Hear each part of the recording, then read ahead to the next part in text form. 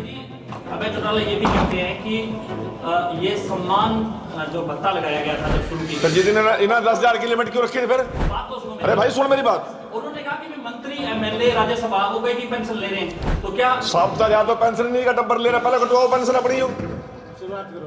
करे ना शुरुआत। क्यों ले रहे हैं ये सबसे ज्यादा पेंशन किसका परिवार ले रहा है? पहले अपने घर से। इसके मंत्री भड़कते हैं, जो औकात से बाहर होकर के बोलने की कोशिश करते हैं, उन पर लगाम डाल लें। अदरवाइज हमारी पार्टी का कार्यकर्ता सबक देना जानता है। जो अपनी ज़्यादा लंबी जुबान से बोल रहे हैं, जिनको शायद इस बात का ज्ञान नहीं है कि वो किसके बारे में क्या बोल रहे हैं। हरियाणा में बुढ़ापा पेंशन का मुद्दा इस हद तक गर्मा चुका है कि अब नेताओं के बीच तो तड़ाक की नौबत आ गई है।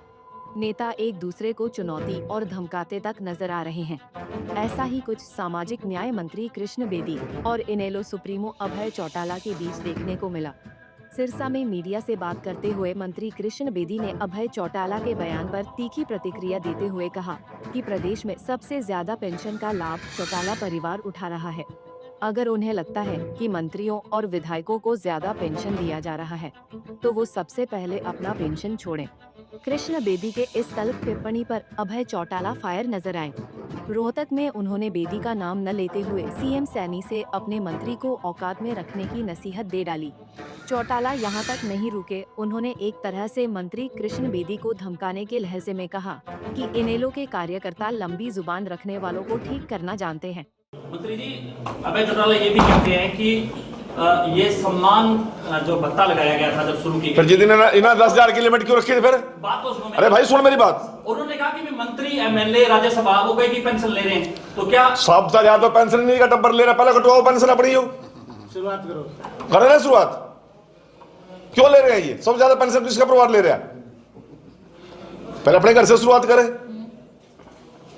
मैं ये बात कह रहा हूं, जब इंडियन नेशनल लोकदल की गवर्नमेंट थी तब भी 10,000 रुपए से ऊपर, 10,000 से ऊपर फैमिली इनकम जिनकी थी उनको पेंशन नहीं दे रहे थे ये लोग। आज कह रहे हैं कि हमने तो पेंशन दे दी। आपने मैं दोबारा फिर कह रहा हूं कि इनके टाइम में 10,000 रुपए वार्षिक आमदन पे पेंशन मिलती थी, जब पेंशन 100 रुपए थी। जब भजन लाल जी की गवर्नमेंट आई 91 में, तब भी 10,000 रुपए पेंशन थी, लिमिट थी। फिर हुड्डा की सरकार आई, लोकदल बीच में रह के चली गई, तब भी 10,000 रुपए की लिमिट थी। कहा था ये 100 प्याज भी खाएंगे, 100 जूत भी खाएंगे, ये सारे काम करें, करने पड़े कि नहीं करने पड़े।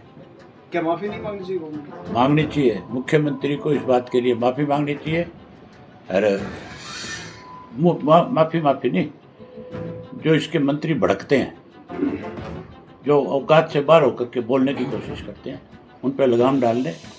अदरवाइज हमारी पार्टी का कार्यकर्ता सबक देना जानता है। जो अपनी ज़्यादा लंबी जुबान से बोल रहे हैं, जिनको शायद इस बात का ज्ञान नहीं है कि वो किसके बारे में क्या बोल रहे हैं। हमारा कार्यकर्ता हर हालत में ऐसे लोगों की जुबान ठीक करना जानता है। बता दें कि बुढ़ापा पेंशन को लेकर मचे सियासी बवाल के बीच हरियाणा सरकार ने बड़ा कदम उठते हुए बुजुर्गों की रुकी हुई पेंशन बहाल करनी शुरू कर दी है। नवंबर का पेंशन लाभुकों के खाते में पहुंच चुका है। बहरहाल अभय चौटाला की ओर से दी गई चेतावनी पर मंत्री कृष्ण बेदी क्या जवाब देते हैं, देखना दिलचस्प होगा। आपका इस मसले और नेताओं की बयानबाजी पर क्या कुछ कहना है, कमेंट कर जरूर बताएं। Bureau report, Punjab Kesari TV. हमसे जुड़े रहने के लिए हमारे YouTube चैनल को सब्सक्राइब करें और नई वीडियो की नोटिफिकेशन के लिए बेल आइकॉन को दबाएं। अगर आप ये वीडियो Facebook पर देख रहे हैं तो लाइक जरूर करें और ज्यादा से ज्यादा शेयर करें। धन्यवाद।